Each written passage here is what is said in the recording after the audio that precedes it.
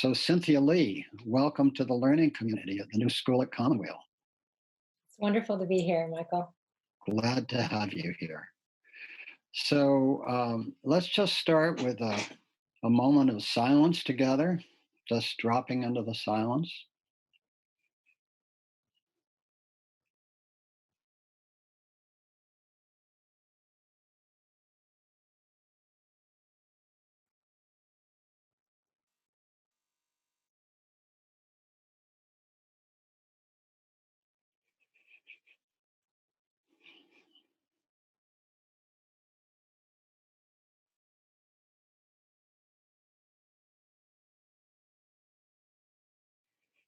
Peace, peace.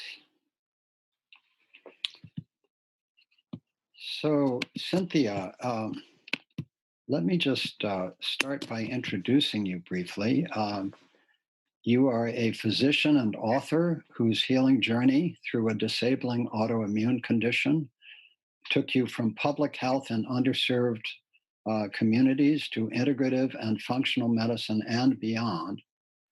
Your radical remission was documented by Kelly Turner in her exceptional documentary series, Radical Remissions.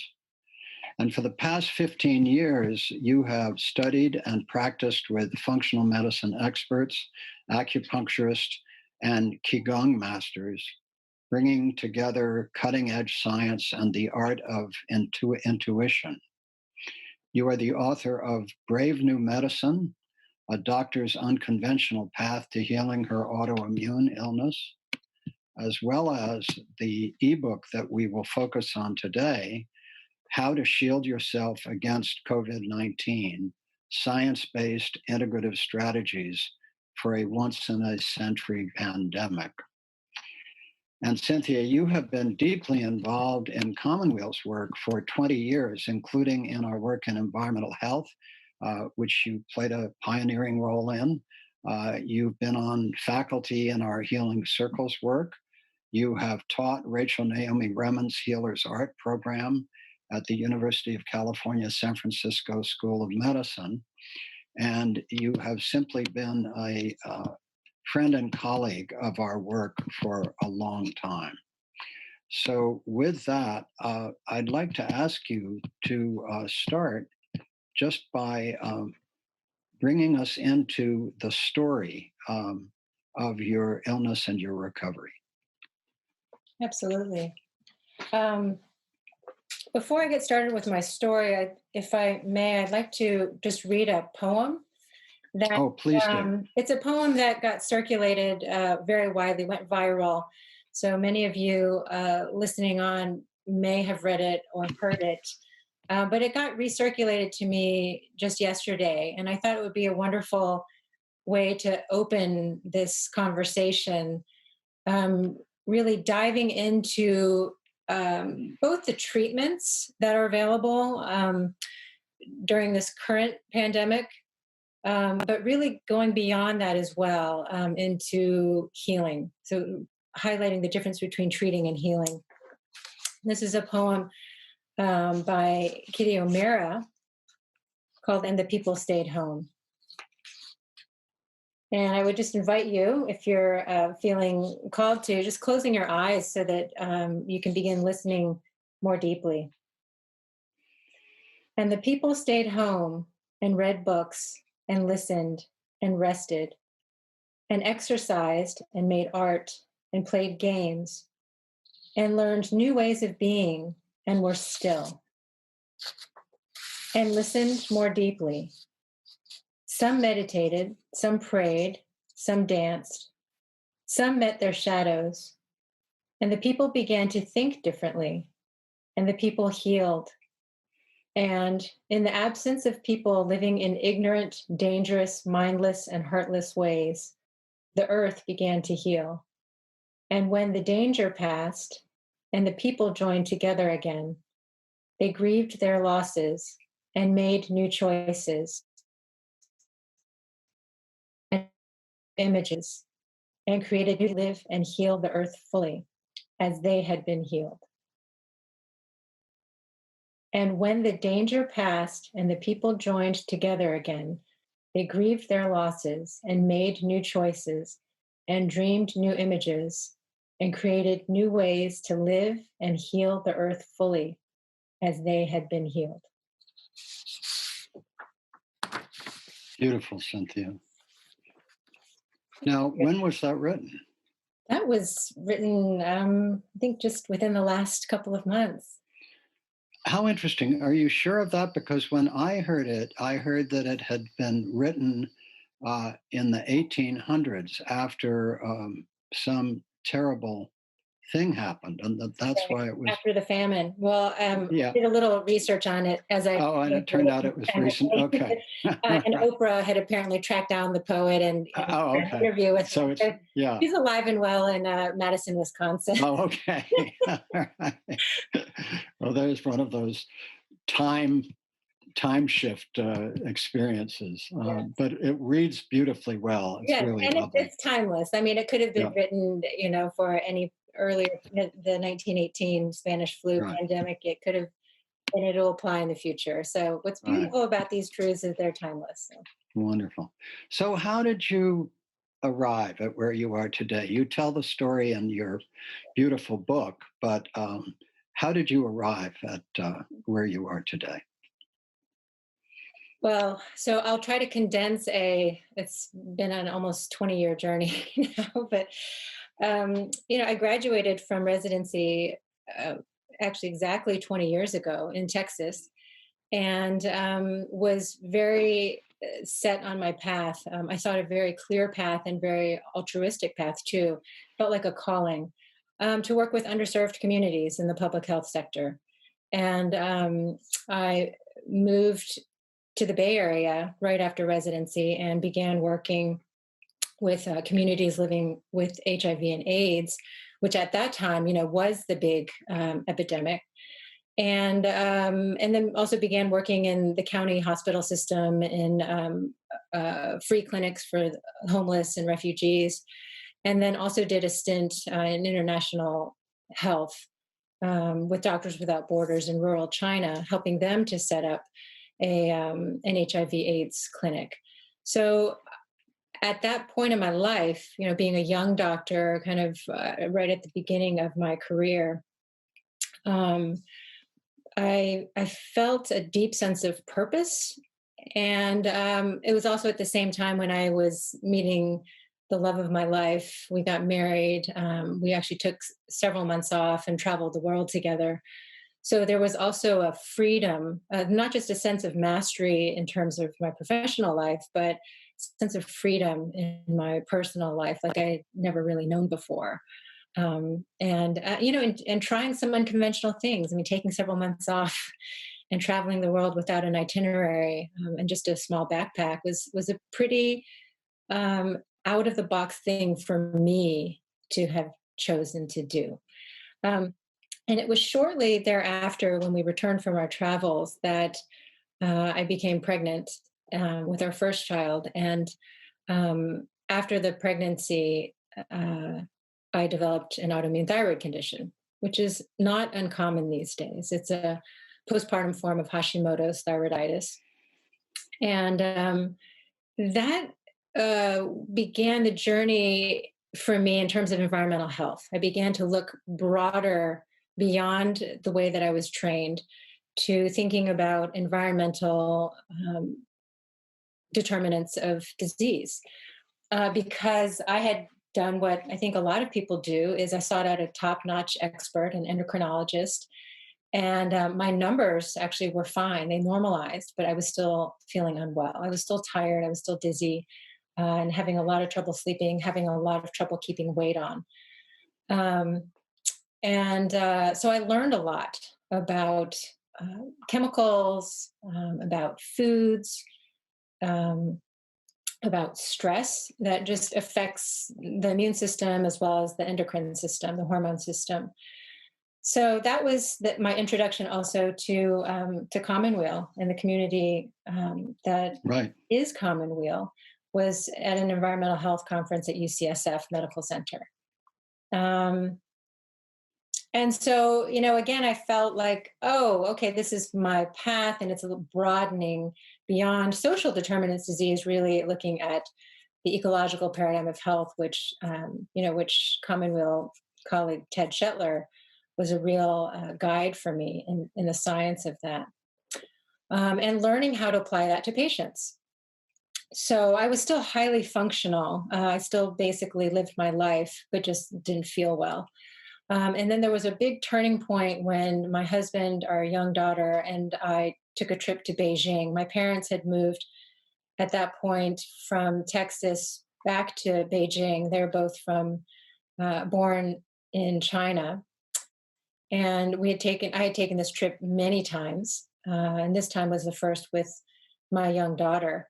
And it was at the tail end of that trip when I had a very dramatic experience where I was in a dumpling house, actually at this incredible feast, and lost consciousness. But before I lost consciousness, I had this tremendous energy shooting up my spine and kind of into my head, feeling like it was going to explode. And then my heart rhythm snapped into what I think, as an internist, what I think was a very, very rapid arrhythmia.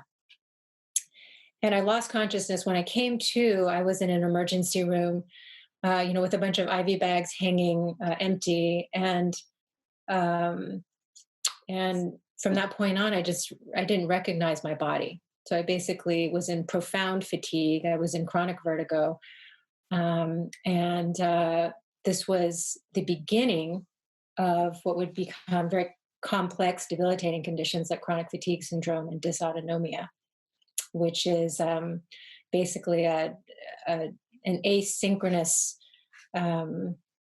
connection between the autonomic nervous system and the body. So vital functions like heart rate, blood pressure, digestion, temperature, breathing become very, very chaotic. This was also the beginning of my second pregnancy. So it was that journey, both the physical crisis of being left bedbound for 6 months, housebound for about 2 years, and then largely housebound for the greater part of a decade. So there was that piece, having basically no tools in the Western medicine toolbox to address or to explain, for one thing, or to treat these conditions.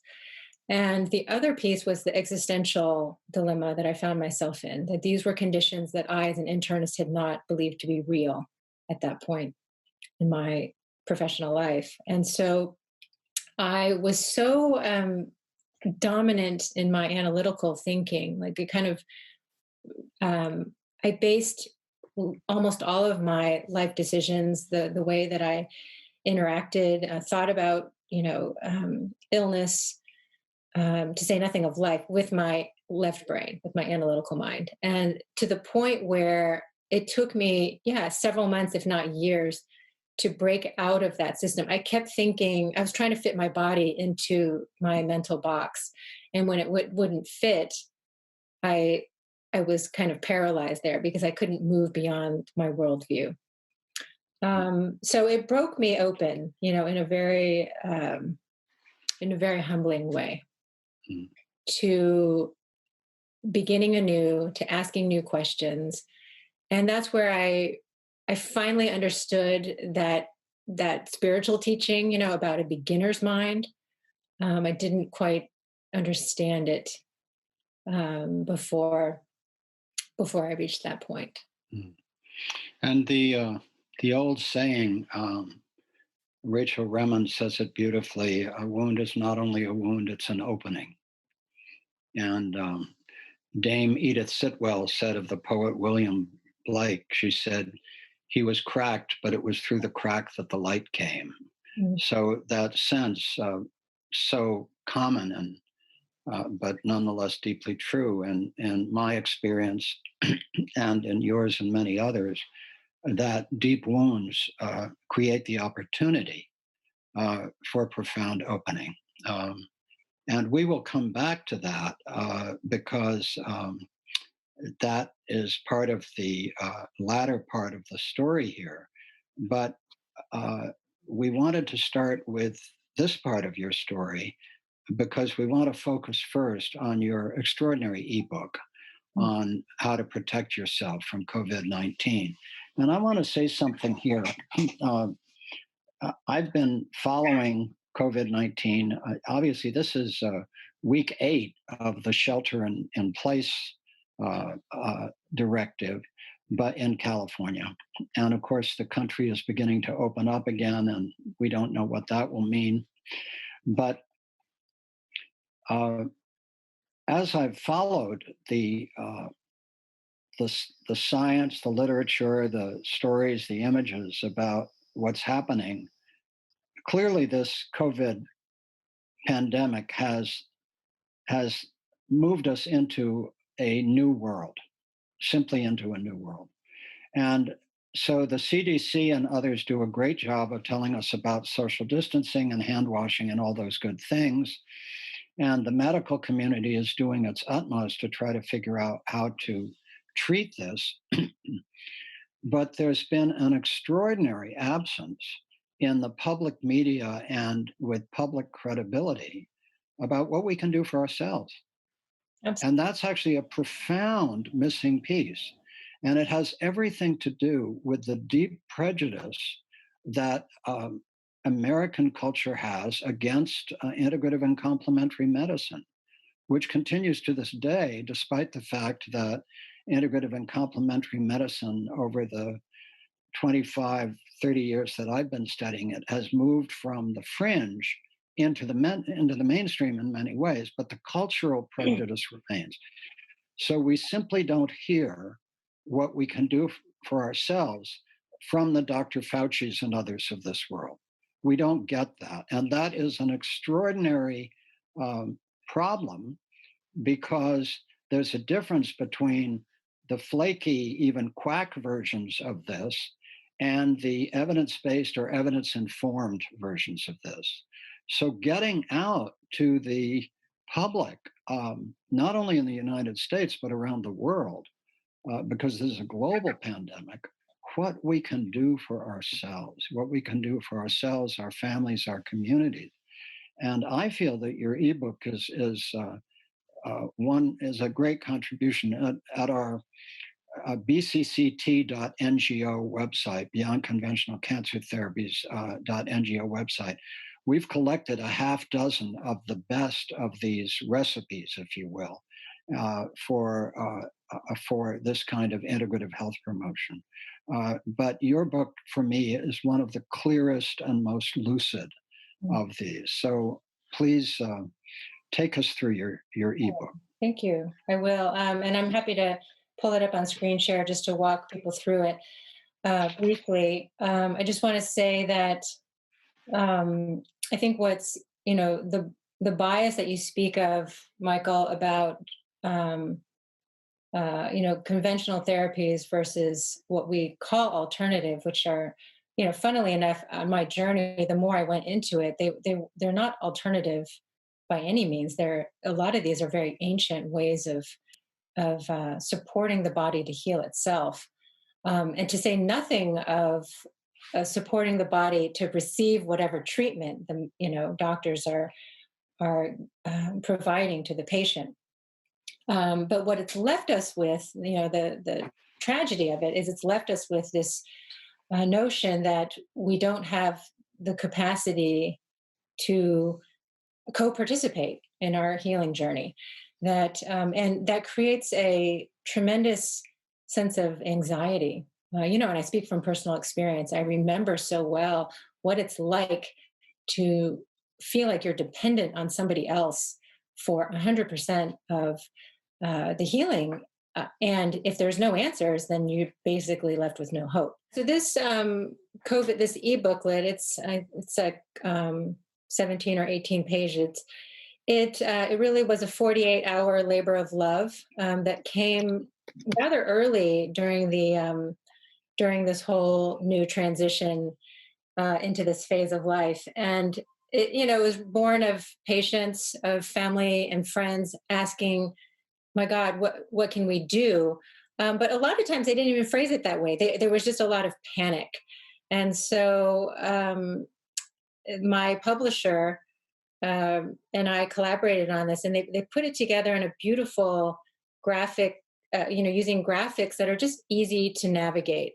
And one thing that I wanted to do in creating this is that the science is changing every day, and there's a lot of information, and there's also, even within the integrative and functional medicine fields, a lot of, some disagreements on, just like diet, what is the ideal diet?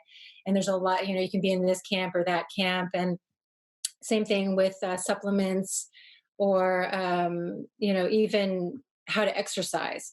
And so I was just trying to simplify the complexity and include things that were more tried and true, more fundamental, um, and that would be more applicable to, God forbid, future pathogens, new pathogens emerging on the horizon, which is going to be the case. So it's succinct, and there's a lot of science behind a lot of the concepts that I present. So I'm just going to go ahead and share my screen here and pull it up.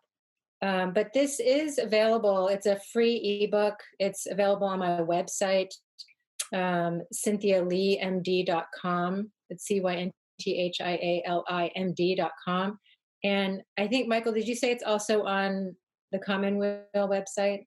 Yes, it's on the bcct.ngo website, and it may also be on Commonweal, Okay, but great. BCCT is part of the Commonweal Yeah, so website. just for people who want to pull it up right now, you're welcome to. It's available. So, what I wanted to focus on, I mean, how to shield yourself, is really the notion. This I kind of called the outer shield. What we have been told largely by the media and by public health here in America is this notion of kind of keeping the virus out of our immediate vicinity. So to reduce exposure, to reduce infection, and if we were to be exposed, to reduce the viral load that we're exposed to, and therefore creating potentially a milder illness. But this inner shield is where we in integrative and functional medicine are very interested in. Is even in mainstream media, we read I've read great pieces about immune competence, because we know the one piece of information that's not debated is that the strength of the immune system is really the key difference between a mild illness with COVID-19 and one that's more severe and potentially requiring hospitalization. So, but in mainstream media, we hear about sort of our immune system and immune competence as a fixed state. Like whether you have a genetic predisposition, whether you have diabetes or coronary artery disease or autoimmunity, that your immune competence is sort of what you have right now, and that's it. And then if you have these risk factors, you are more vulnerable. What I and my colleagues are interested in is, no, actually, that's a highly variable state. And how do we begin to build up that inner shield to reduce the severity of the illness, and also offloading the medical system so it doesn't become overwhelmed. So basically, and I really extrapolate the individual immune system to the collective immune system. So if we look at the uh, the planet right now is having a weakened immune system that has opened us up to this new pathogen. How do we collectively begin to strengthen the immune system as well? So I narrowed it down to 5 key bullet points. Really, the first foundational piece for all of us is to start with food and nourishing ourselves. So food is still talked about in terms of equal calories, calorie in, calorie out, and we know from lived experience, but also from incredible amounts of data, that the kinds of foods that we ingest matter, and also more and more how we prepare our foods matters. So, without going into debates about ketogenic diets versus the Mediterranean diet versus paleo, autoimmune diets, really just looking at foundational things, because the ideal diet, if such a thing exists, is also going to be very individualized. Some of it's going to be related to our heritage. Some of it's going to be related to the state of our health overall. So our needs will change, much to everyone's dismay. We just sort of want one protocol. So what I really focused on, we're just going back to basics. The most important thing is to focus on whole foods, right, that are unprocessed. And Michael Pollan, the food writer, has a great line. If you're going to choose packaged foods, which we do in our family too.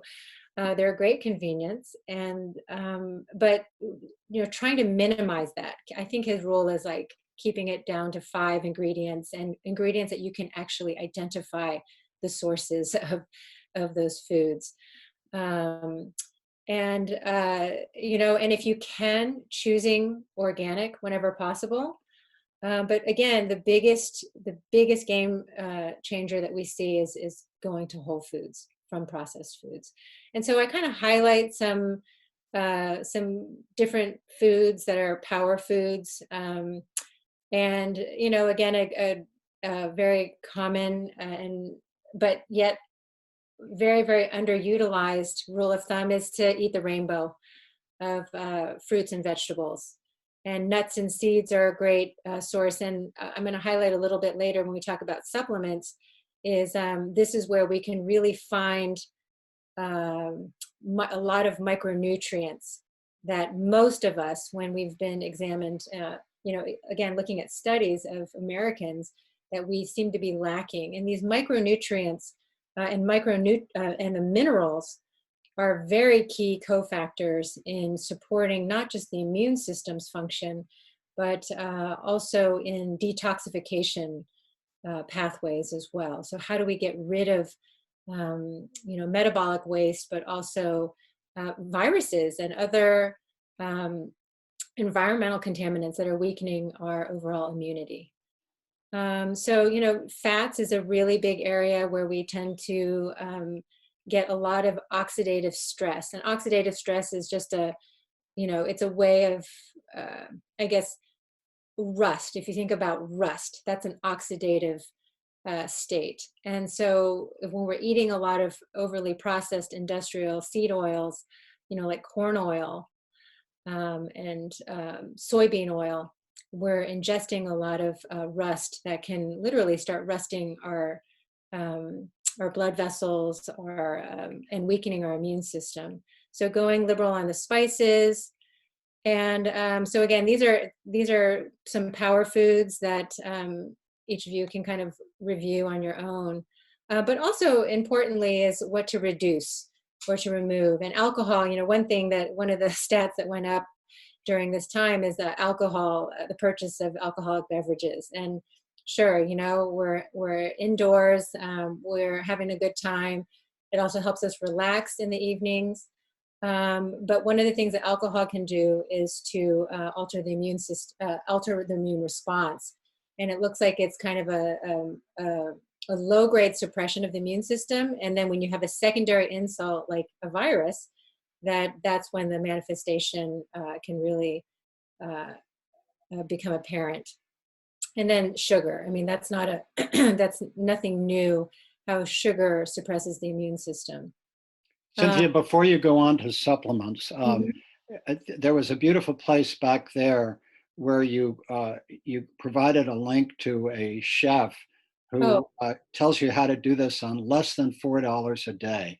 Yes. There we go, Leanne Brown. And it seems to me that's so important to emphasize that this doesn't have to be expensive. Exactly. Yeah. Exactly. Thank you. Yeah. For bringing that out. Yeah, and so, again, these are things that all of us can do, to varying degrees. I'm going to skip this supplement section and talk about it later. Sure. Um, the second piece is just inhabiting the body.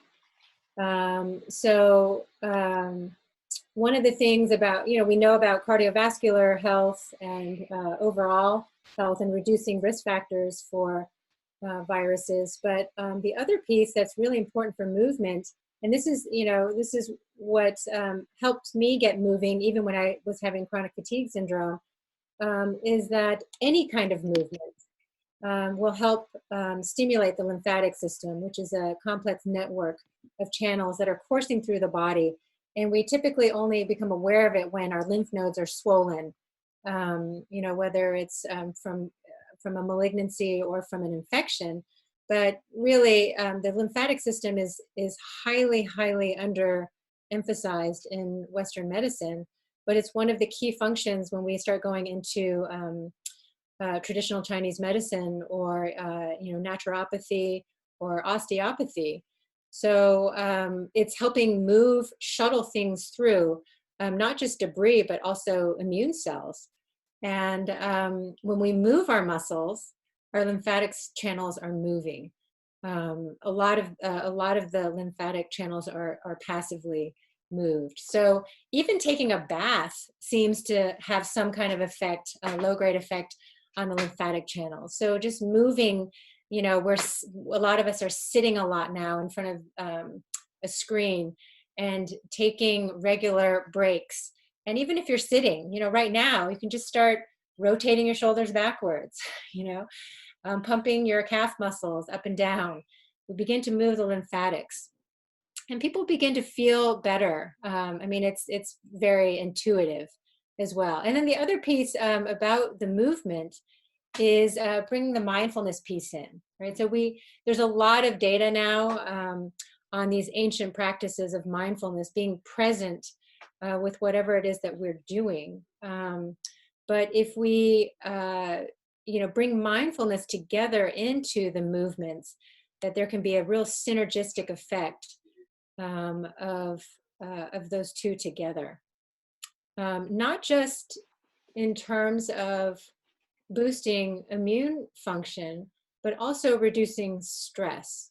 And I guess that's the other piece that I wanted to highlight sort of throughout this ebook, but just in general, is this, what we're seeing in a lot of COVID patients is sort of this overly reactive immune response. So it's not so much about a strong immune system as it is an optimally functioning one. Because even, myself, I had autoimmunity in various forms. It was an overly triggered immune system. And we're seeing similar patterns in patients with COVID, where the immune system is basically overwhelming the lungs or overwhelming the brain or overwhelming the gut, so that it's contributing significantly to the progression and severity of the disease. So when we bring mindfulness together with movement, that we are also regulating and attenuating this stress response. And so I give very specific ways on how to stimulate the vagus nerve. That's the predominant nerve that that's involved in the rest and restore and heal phase of the automatic nervous system. For me, my way into this mindful movement was a couple of free links on YouTube to get started for anyone. And just a simple meditation if you don't want to be on screen, and a few other very simple mindful movements. And the third one, which is really a no-brainer, but we always need a reminder, at least I do, is getting a daily dose of nature. And so, taking your work outside if you can, but even ideally, just completely taking a break. And just, and I provide just information, data on what being outside can do for one's immune system. These natural killer cells in people have optimal function or more optimal function when they are outside. And the other thing about what we've learned through scientific studies is that if you can't get outside, even having nature scenes in your room or having houseplants can be incredibly relaxing on the nervous system as well. Cynthia, did you see I think you did, that our colleague Anna O'Malley, MD, circulated from the 1918 flu epidemic that the patients who were cared for outside did better than the ones who were cared for inside? I don't know if you saw that. Oh, I didn't see that one yet. Yeah, lovely. Yeah. Please go on. I just wanted to mention that. Thank you. Yeah. So yeah, and then sleep, right? Our life actually does depend on sleep. And people are going to have different, needs for sleep, again, based on constitution, based on also overall health. But I just kind of go into some of the science here about, and also give some tips on how to get better quality sleep in addition to quantity. And then the last one, which is challenging when we're feeling unwell, but also we're immersed in a workaholic culture.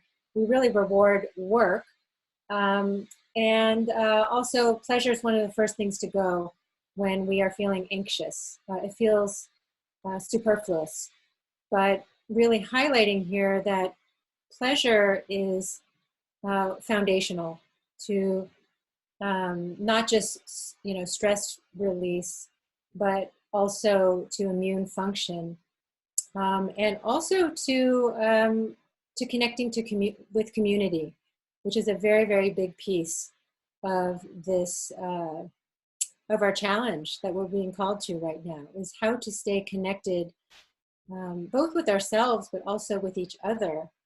And so platforms like this, like Zoom, are incredible in terms of connecting. But beyond connecting, how do we bring pleasure in as a regular part of our day? So at the end, I add a few other measures to consider, and this is where I'll also talk about the supplements I had earlier.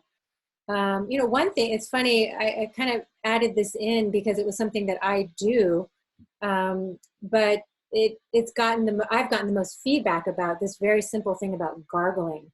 And, and I'm very upfront about it, transparent, that the science on gargling is far from robust. But it's, the way I see it is it's very simple, it's low cost, it's low risk. And there are preliminary studies looking at potential effectiveness of gargling. And in terms of, integrative recommendations, a lot of times we're also looking at mechanisms, right? Is there a mechanism to explain why and how this might work? And given the low risk nature of it, why not? It sort of makes sense. And so that's where gargling fits in for me. And, one of the first place where it tends to seed, at least COVID and other upper respiratory illnesses, is in the throat and, in the nose. And so neti pot has been recommended by practitioners, and gargling really with salt water, with green tea extracts. I personally have just been using colloidal silver. It's a liquid solution with some silver bits in it. And I just, I had it in my house already. So, but gargling and not ingesting it. And some people have been also gargling with Listerine and other mouthwashes. Melatonin, again, this is maybe helpful for some in terms of sleep quality, but also has been shown to have antioxidant properties as well. Also reducing lung injury during viral infections. So that's just another recommendation. Keratin is a compound that's an extract in fruits and vegetables. Also green tea. It's been shown antiviral activity.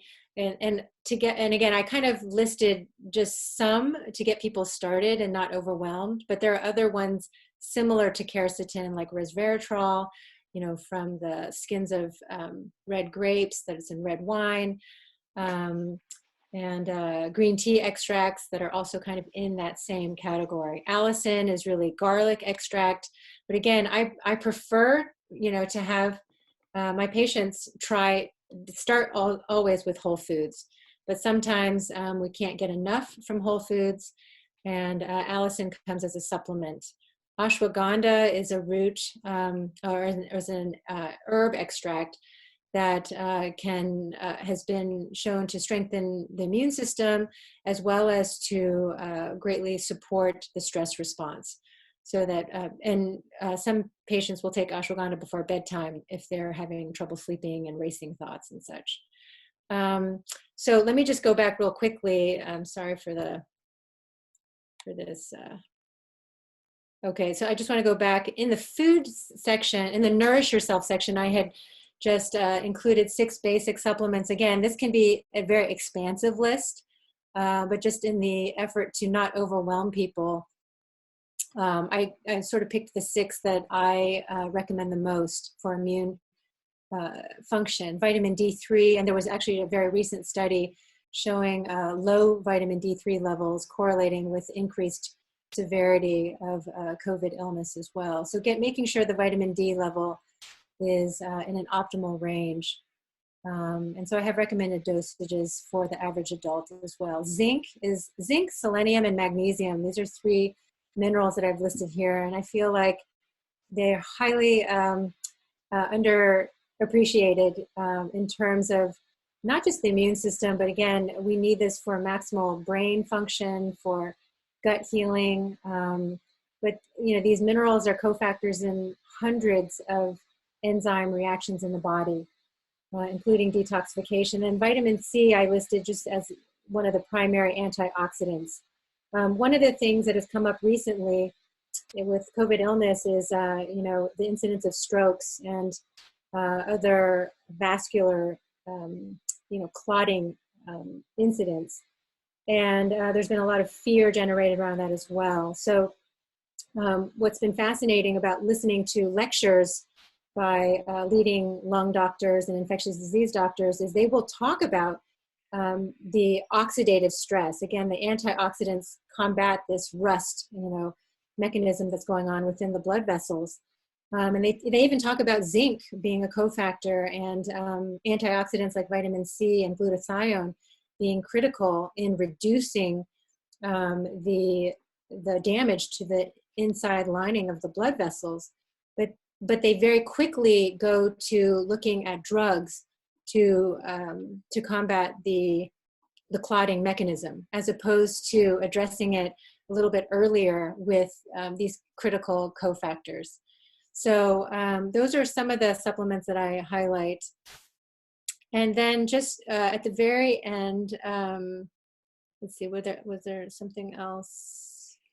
Oh, and just some areas where there's been controversy in terms of immune stimulating supplements. Some, again, this is highly variable, and it's going to be dependent on individual constitution and risk factors, and also whether there's the presence of chronic underlying inflammation or autoimmunity. But sometimes some of these supplements that support the immune system can increase an inflammatory response. And I remember experiencing that myself, when I was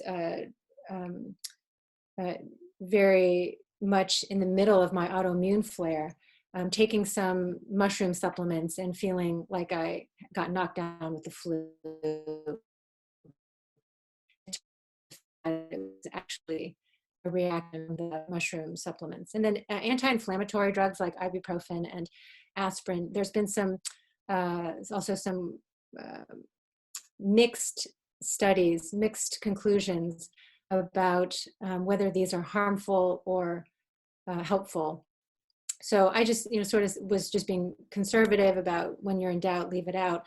But if you're taking long-term aspirin or NSAIDs for chronic conditions, then the benefits very likely outweigh the risks. Cynthia, somebody just asked, seems to be some mixed information on using vitamin D with active infection, that it can also increase inflammatory cytokines.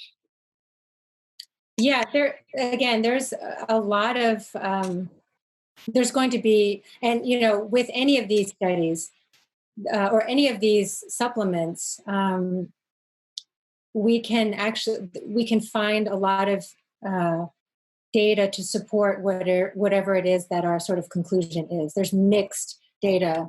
But I would say, from what I have seen, the overwhelming weight of the evidence supports keeping it within an optimal range, and that the vast majority of Americans, if they're not carefully supplementing, tend to be deficient.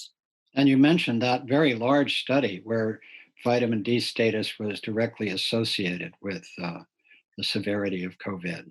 Hmm. Uh, um, Cynthia, when you were talking about the potential negative effects of some of the mushroom extracts and aspirin and so forth, isn't the idea there that that's of particular concern because what in serious cases, what a lot of people end up dying from is an inflammatory cascade. Is Yes. that correct? And Hmm. so therefore that is why I think it's important to emphasize that uh, not all immune stimulating uh, substances are necessarily good for you. That or to put it differently, they may help you in some cases ward off the virus, but if you have it, you certainly want to potentially discontinue some. Is that Yes. correct? Yes, Yeah, absolutely. yeah. And this actually kind of leads me to a point. It was a separate thread in my book, Brave New Medicine. I talk about the journey, from conventional doctor to integrative and functional medicine doctor, and, or initially as a patient. And so I found myself with no options, and then kind of in this world of seemingly infinite options. I went from hopelessness to being overwhelmed. All right. Right? How do you sort through this information? And so it forced me, and fatigue. That's where fatigue was kind of a blessing. I didn't have the energy that a lot of my colleagues do to continue to pour through this endless information. I also had brain fog. I didn't have the clarity to go through it so systematically either. So it forced me into this place of learning to develop my intuition, which I didn't know was something that could be developed the way music and art can be, right? So I just thought it was sort of you're either born with it or not. But and I approach it with a lot of pragmatism, that it's opening up, whether we conceive of it in terms of the right brain or the pineal gland, or some people, and there's even science around this about intuition being signals that are received first in the heart before it goes up to the brain. Regardless, it's more of an embodied sense of knowing. And so I use intuition now. I've been developing it and for several years now, and I use it together with analytical reasoning to come up with a clinical judgment, whether it's for my patients or for myself or for family.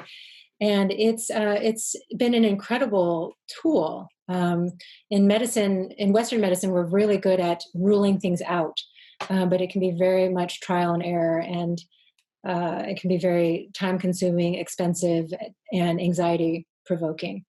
Mm. So the intuition has really helped me rule things in much more efficiently.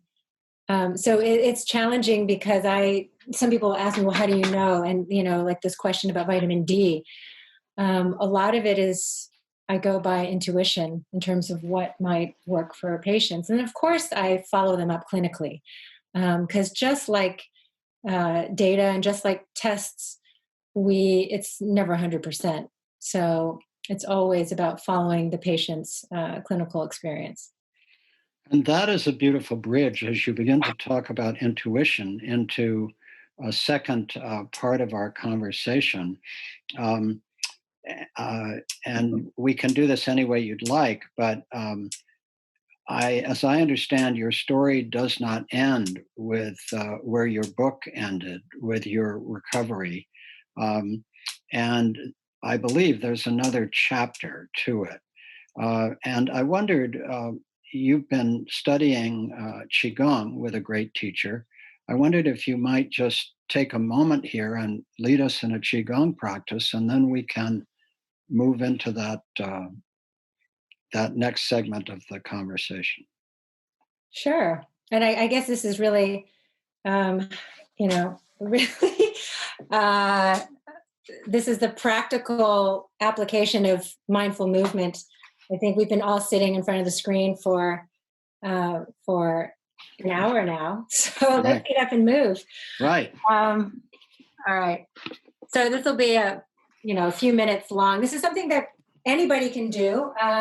If you're unable to stand, you can also do it from a seated position. And for those who are needing to lie down or recline back, you can also do it a modified version from however it is that you are right now. And that's the beauty of Qigong, is that you just give it your best effort. You start from wherever it is that you find yourself, and you continue to go deeper. There is something in the repetition of the movements that also continues to build these new neural connections in the nervous system. It begins to change the way the genes are expressing in epigenetics. So it's happening on multiple levels. And the other piece is that, in general, the slower the movements, the deeper the opening, the deeper the shifts. So it's not about can you do it and how fast can you do it, but it's about repetition, slowness, and mindfulness. So we're just going to squat down and lift up the arms over the head. If you can see me. And slowly bring it down over the crown and then in front of you.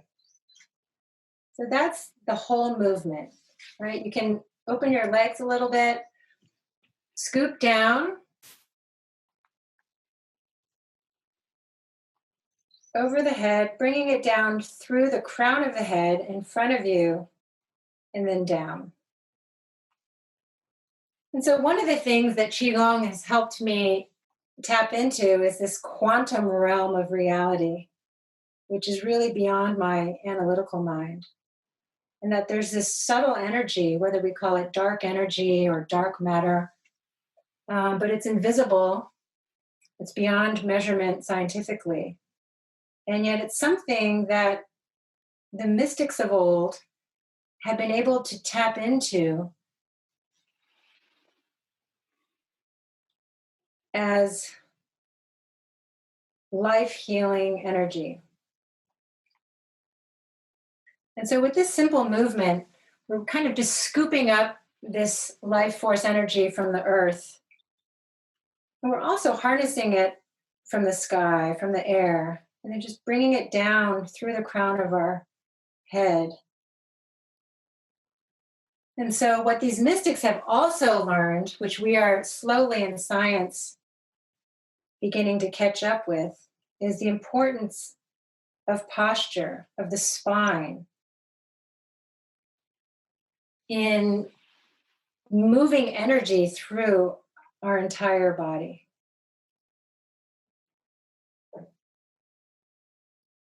And so with this next movement, I just want you to shift your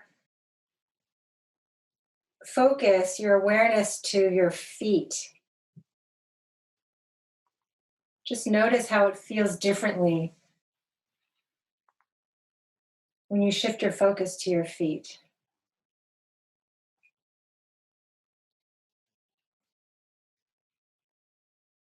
Your feet, all the point of contact between the soles of your feet and the earth, the ground, the floor.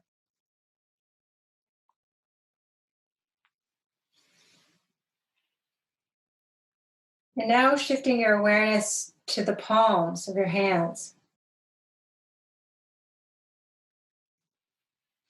Seeing if you notice any subtle sensations on the palms as you move.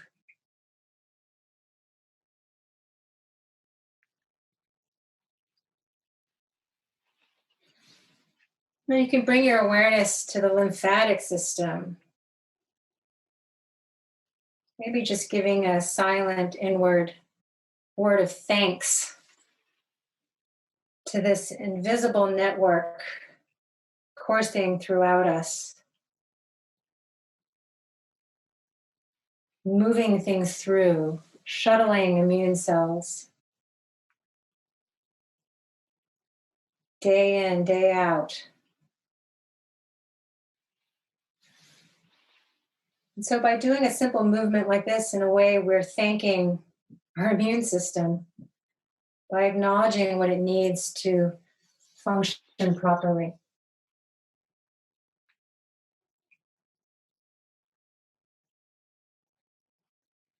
And so just when you're ready, just bring your hands to your sides and keeping them active so that your hands are as if they're cupping an invisible ball of light. Just noticing how you feel. And so any sensations that feel tight or even painful or sore or fatigued, those are just areas where the energy is wanting to move through, but it's blocked right now. And just notice any areas where you feel spaciousness.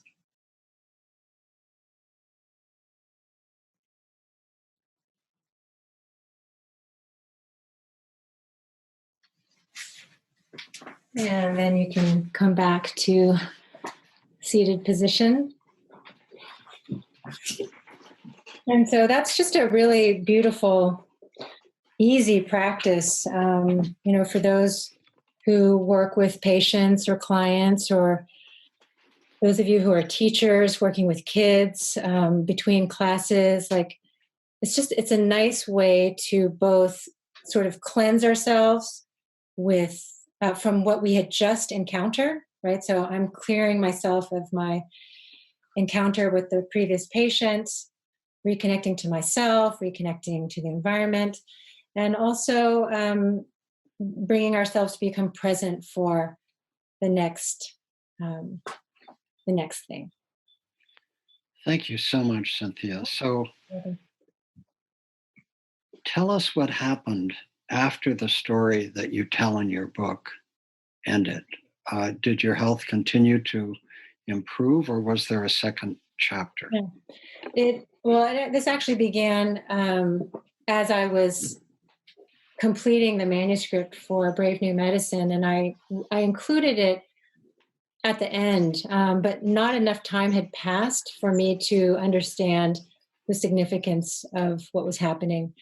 So that part is not included in the book.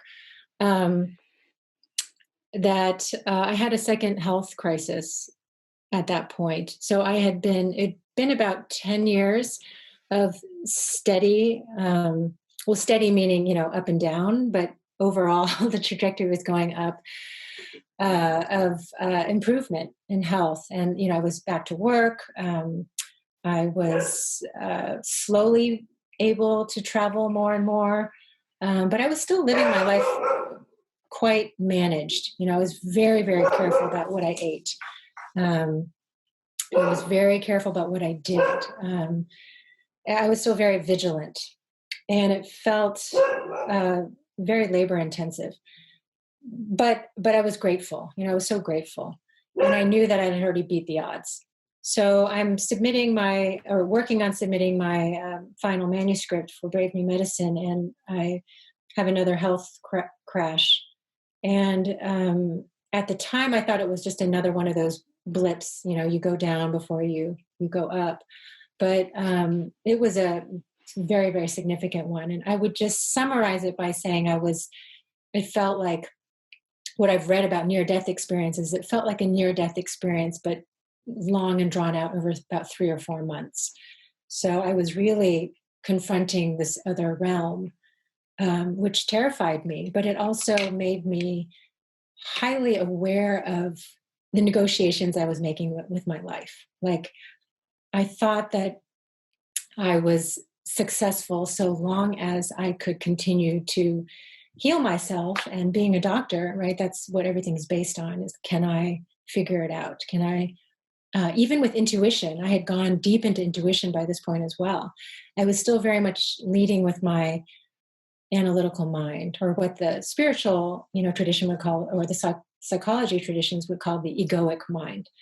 I was leading with that. I was controlling what I wanted to use intuition for, and using it for specific results. So what I realized at this second crisis was, the first one, I would say, was an opening of the mind. I knew there was a lot I didn't know, and then this whole world opened up. The second one, I was at the forefront of internal medicine, of integrative and functional medicine, and intuitive medicine, and here I was. So the second one was really much more of a spiritual awakening, and what surrender actually feels like. I had grown up in an evangelical community in Texas, so that's another thread that I explore in Brave New Medicine, and had been terrified that the vast majority of people that I saw around me were going to hell. It was something that shaped me into going into medicine, was to alleviate suffering. And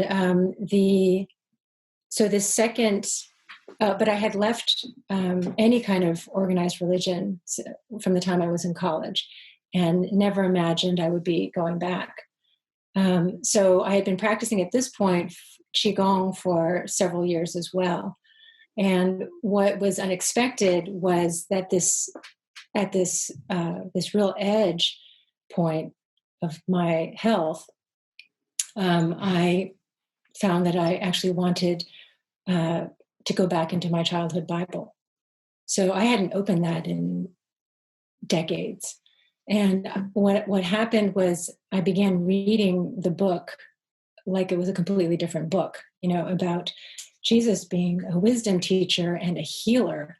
And basically, harnessing what I had then come to not just conceive of, but to experience as life force energy. And he was just someone who could deeply harness this energy and, sort of go between the quantum reality and the linear mechanical reality that most of us live in.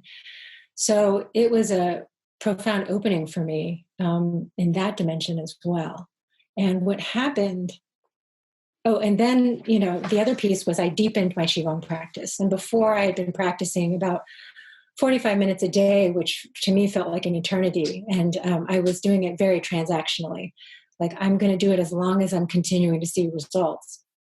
And I was continuing to see results. But by this point, I had no other options. And so I dove deeper into Qigong, again, from my couch, doing simple practices. And I was doing about 3 hours a day. And those two elements together, my healing kind of it skyrocketed. And it was in a way that I just couldn't explain. So it would be classified as a radical remission. And the other piece was that I felt a freedom internally in my systems that I hadn't felt doing all the other pieces of integrative and functional medicine that I had been doing. Now, I was still doing a lot of that.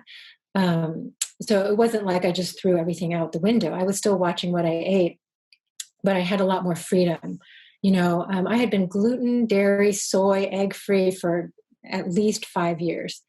And, now I can even do gluten and dairy. I just choose not to do it. But if we're, before the social isolation stuff happened, if I was somewhere or at a restaurant, I could partake in some of that and be okay with it. So it's, I'd been on Synthroid, levothyroxine, the thyroid supplement for 15 years. And I was able to taper off completely, which again, it's in that realm of miracles. And what I've, and as I said earlier, I'm a real pragmatist when it comes to this kind of stuff. And so I don't see miracles as something mystical. I see it as, I understand that the universe's laws are immutable. but what we call miracles are really accessing a higher level of laws that most of us are even aware of. So that was the piece that happened, after. So this has been about 2.5 years now of being in this new sort of reality for me, and it's where I find myself very interested in exploring both even more with myself and also with my patients. And my patients are kind of my compadres on this journey. They're we're in continual communion with each other as I kind of make my way through this path of a healer. So, do you feel that the realm that you access through intuition, the realm of energy that you access through Qigong, and the realm of energy that you access through the Christ experience, are these different realms, or are they all, in your experience, different words for the same realm? Yeah, in my experience, I don't even know if I would say the same words, but they enhance each other. They enhance each other. And so, again, there's in integrative medicine, we talk a lot about the hows mattering as much as the whats, right? So, like, not just what you're eating and kind of following this prescription, even though that's the entry point for most of us, is like, what do we do? But the how, like, how do we connect to our food? Are we eating mindfully? There's mindfulness eating practices. And so if I'm eating now, I'm connecting to the food as chi energy.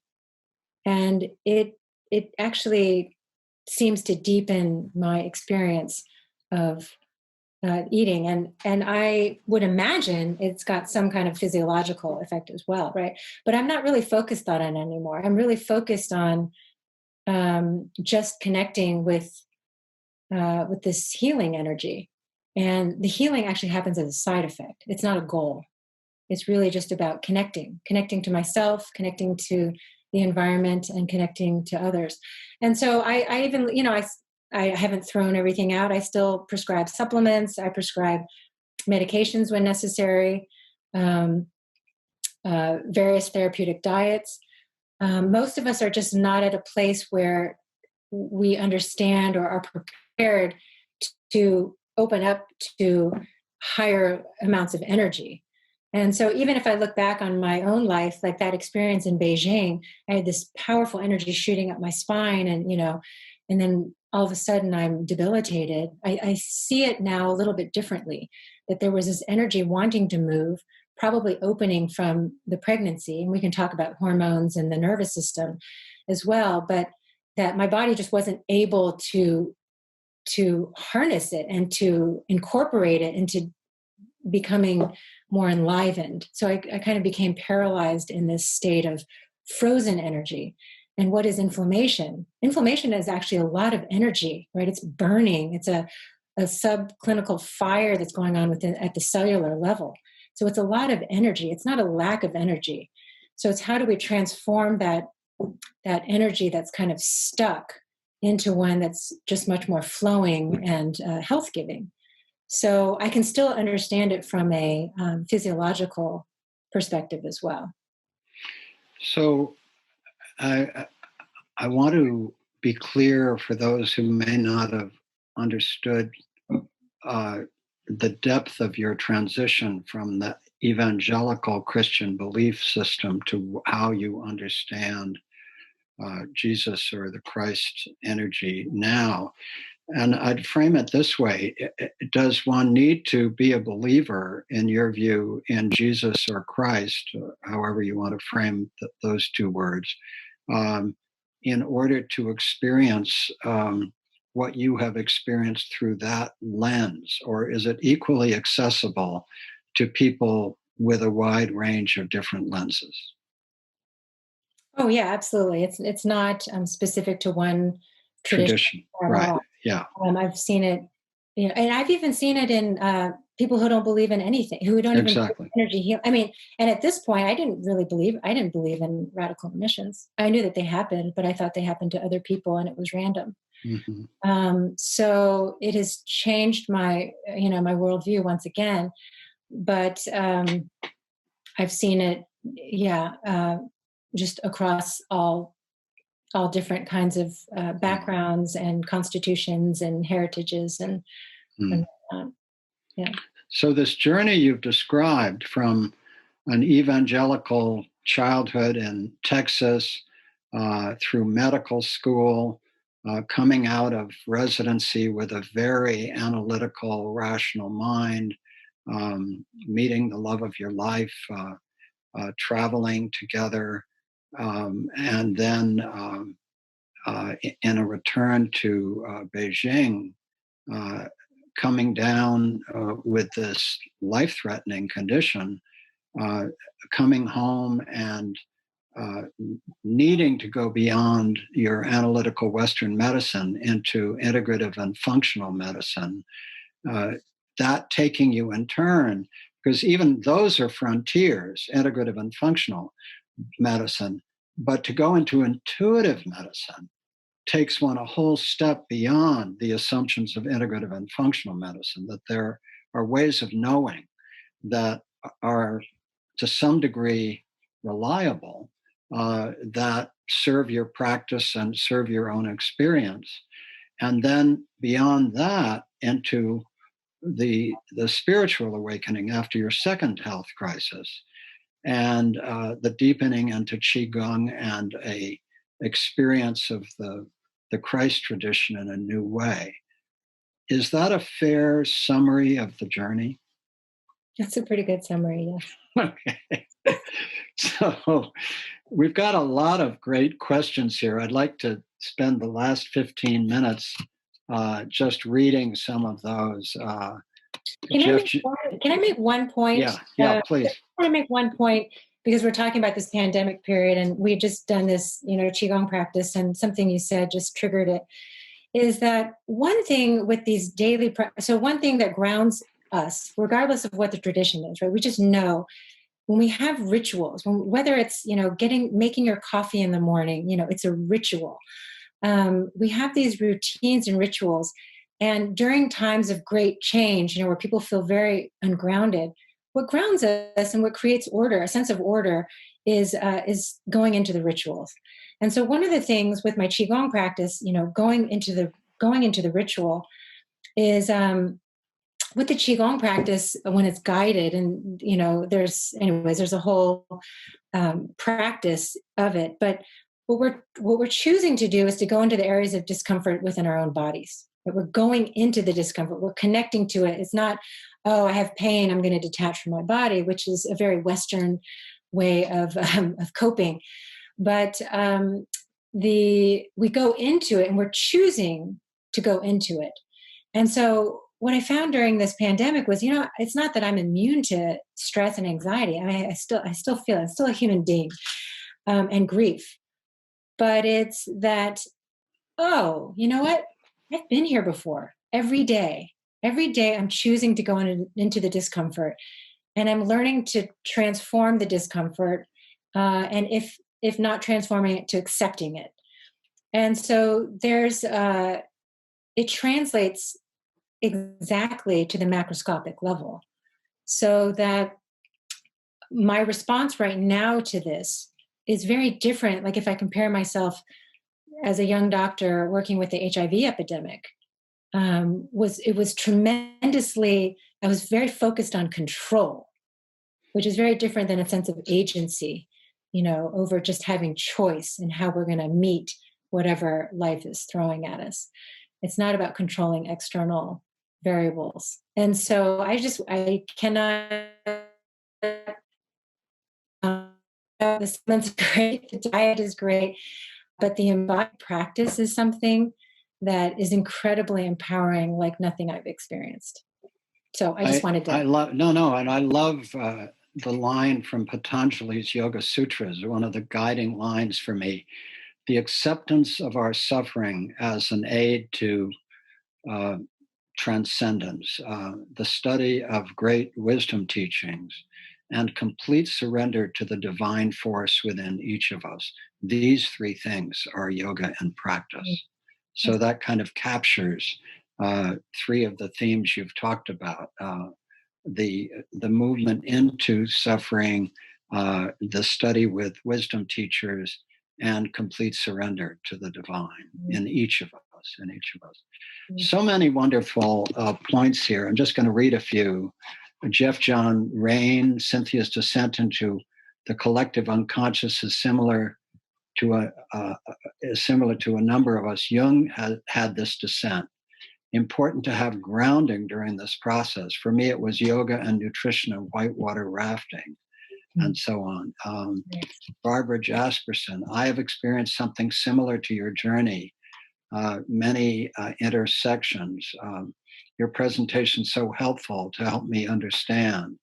I knew before you said it that you return to religious text. The sacred is what connects the left brain things we know. Your path has been profound, mine too, and I go on feeling the reverberations.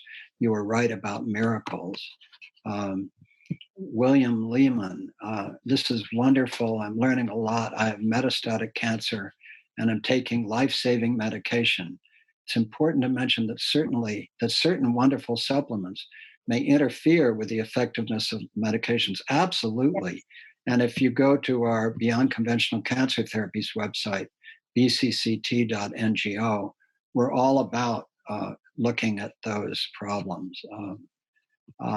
Henry Ho said, halfway through the Qigong, I felt warm on both palms. After I felt tingling like small electricity all over my two hands. Is this a good sign? And I wrote, yes. That's incredible. And I'm Yeah. jealous, I'm envious because it took me a long time. It means you're very, very open to the Yeah. subtle energies. Yeah, exactly. And then someone asked about turmeric supplements. Any comments on turmeric? Yeah, I mean, there's a lot of.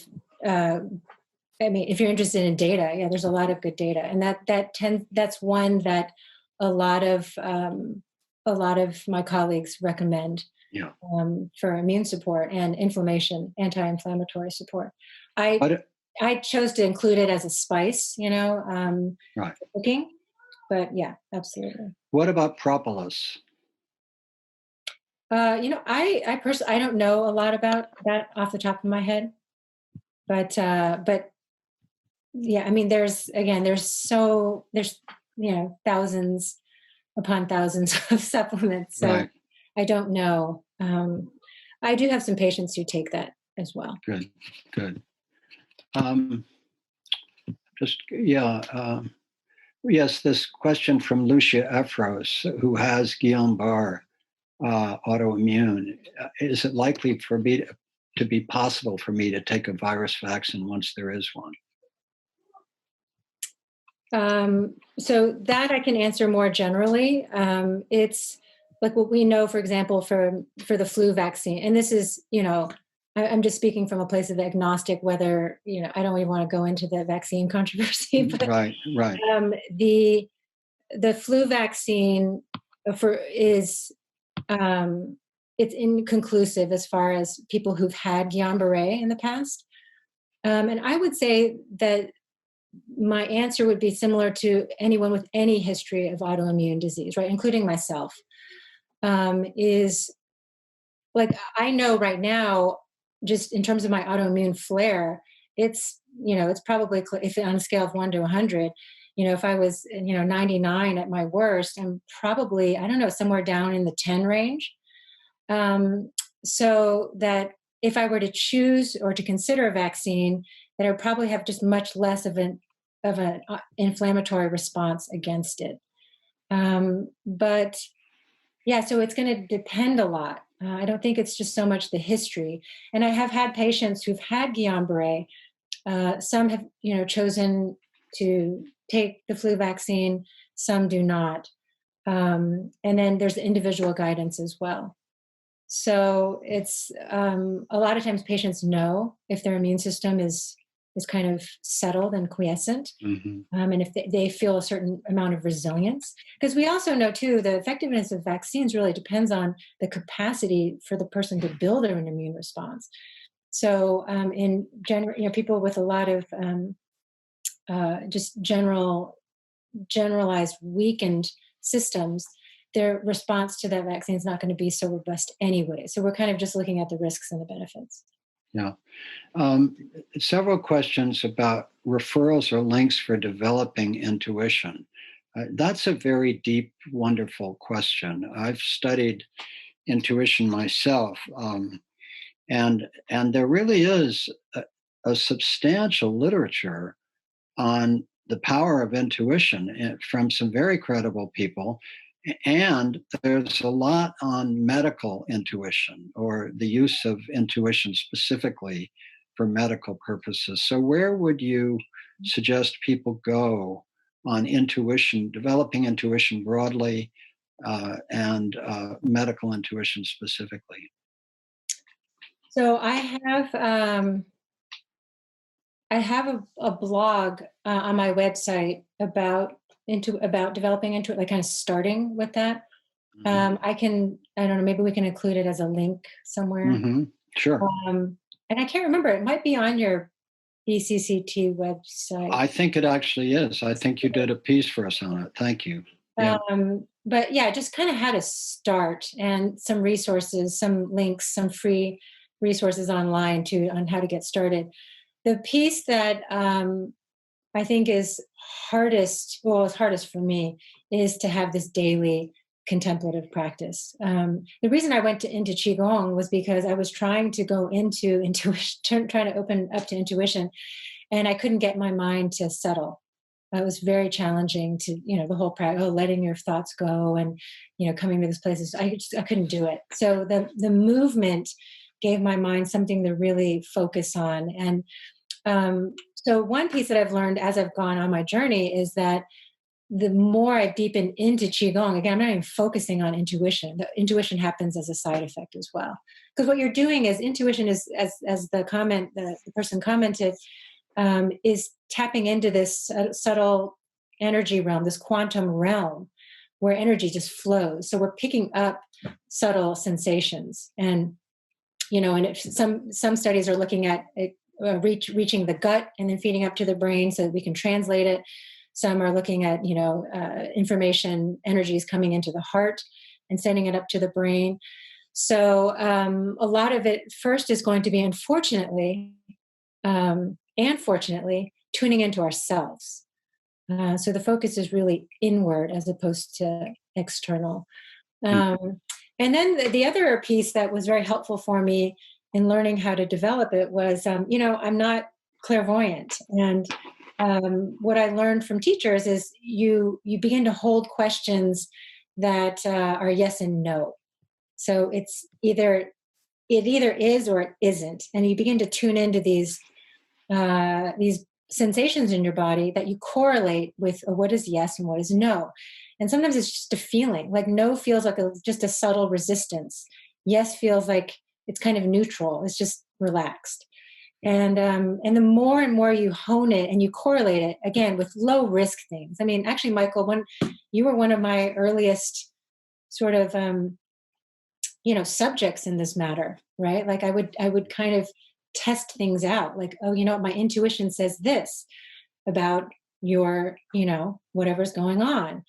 And then I could begin to correlate what was true and what was not true. We're right at about the hour. There are a bunch of questions I wish we could get to. A couple of things I'd like to say. First, if you like these conversations and want us to keep them going, we truly welcome your contributions. We have a homeopathic base of financial support that comes mostly from you. So I just want to say that. Secondly, if you go to our website, www.tns.commonweal.org, Kira Epstein just put it up, you will find the upcoming conversations.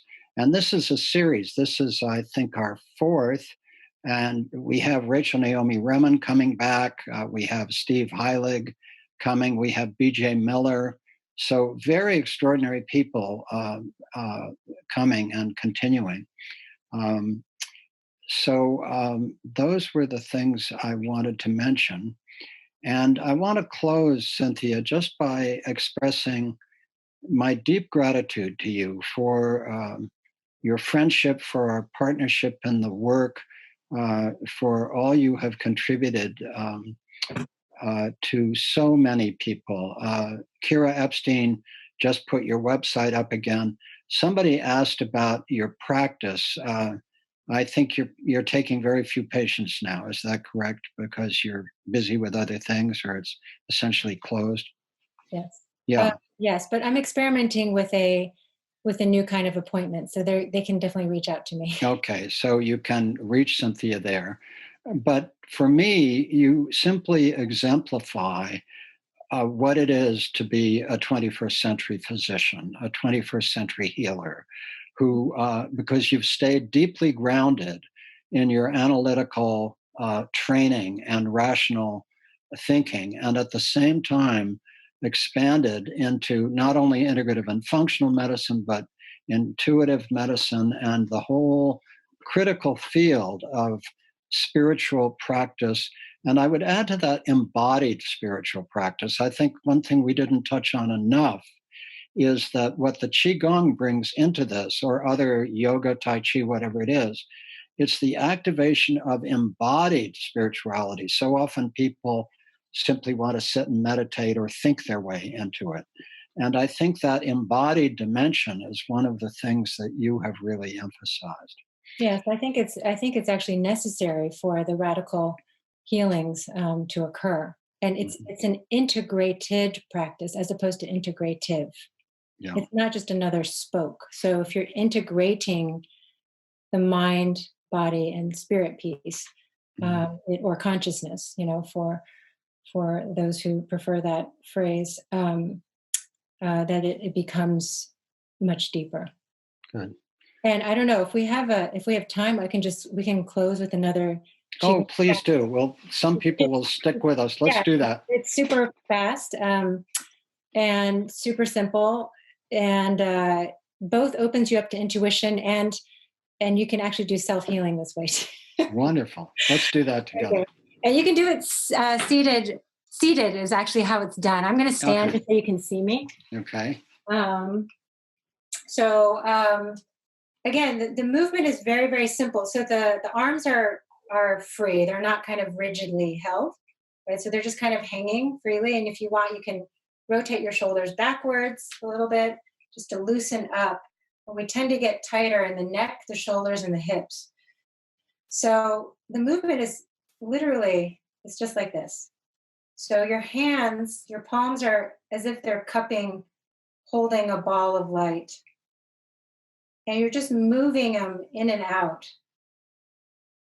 So it is both the simplest practice in this lineage of Qigong and the most profound. And so I invite you to close your eyes and moving your hands open and closed slowly and methodically, but kind of at your own rate. And it's actually not correlated with your breath. What you're doing is kind of tuning into the breath of the energy that's around you and inside of you.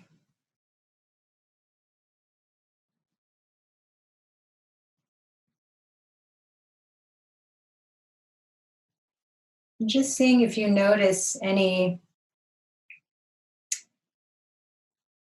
sensations as you expand and contract. As you expand and contract.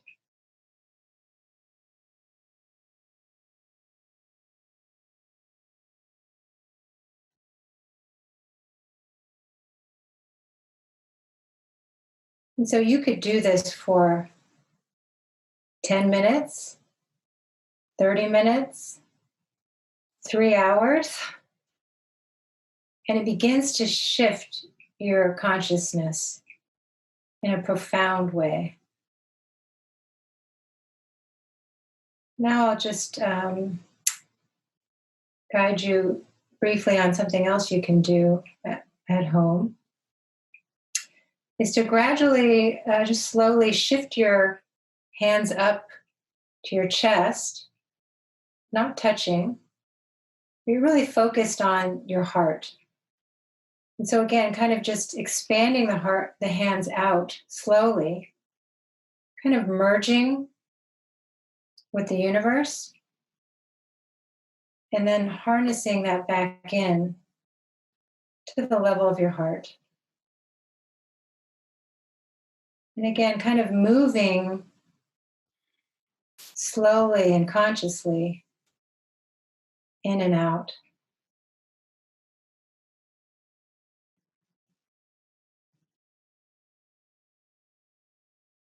And then you can just bring it to a close.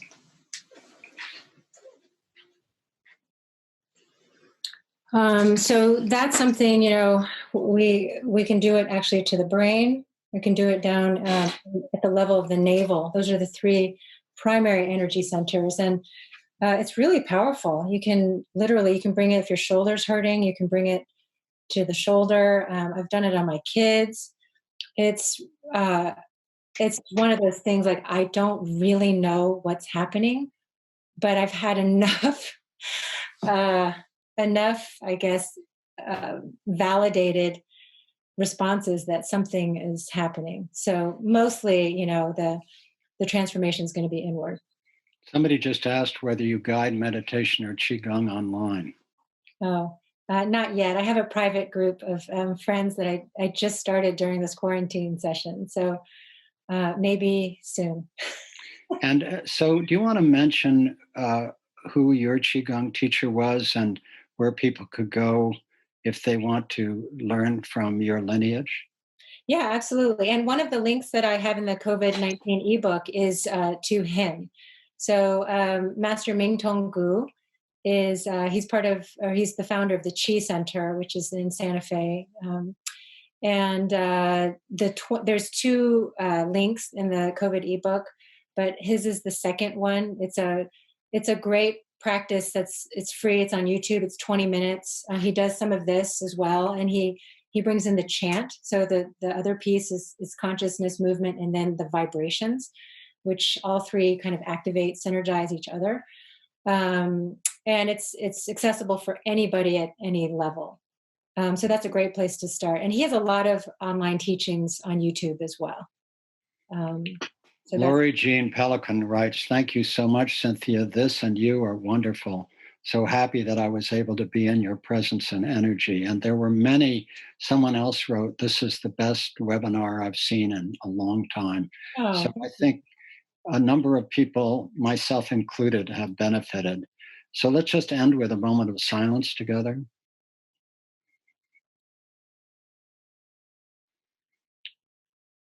So let's all remember that courage and hope and compassion are the ways to live our way into this new world.